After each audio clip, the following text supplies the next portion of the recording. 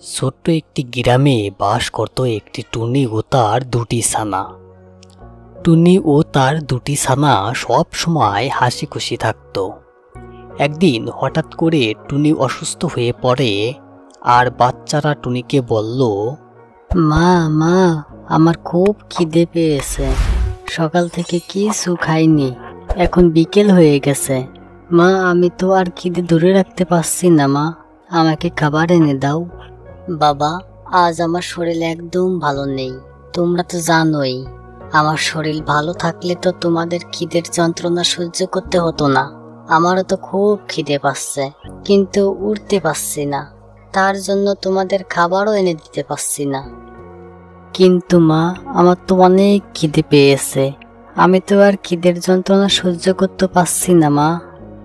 ঠিক আছে বাবা, আমি দেখি কি করতে পারি। আমি কষ্ট সহ্য করে হলেও তোমাদের জন্য খাবার নিয়ে আসি। কিন্তু বাবা আমি যতক্ষণ না ফিরে আসব ততক্ষণ কেউ তোমরা কিন্তু বাসা থেকে বাহির হবে না। বাহিরে ক্ষুধার্ত শিয়াল আছে, তোমাদের পেলে কিন্তু ও খেয়েই ফেলবে। ঠিক আছে মা, তুমি তাড়াতাড়ি আমাদের জন্য খাবার নিয়ে আসো। আমরা তোমার জন্য এখানেই অপেক্ষা করব, আমরা কোথাও যাব না মা। ঠিক আছে বাবা, তোমরা সাবধানে থেকো, তোমরা কোথাও যাও না, আর কেউ ডাক দিলে বাহির হবা না।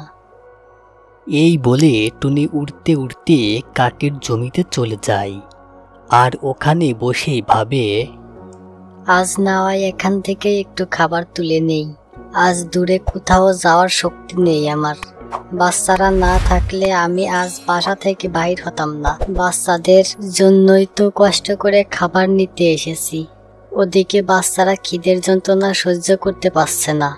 আমি আজ এখান থেকেই খাবার নিয়ে নেই, এটাই মনে হয় ভালো হবে।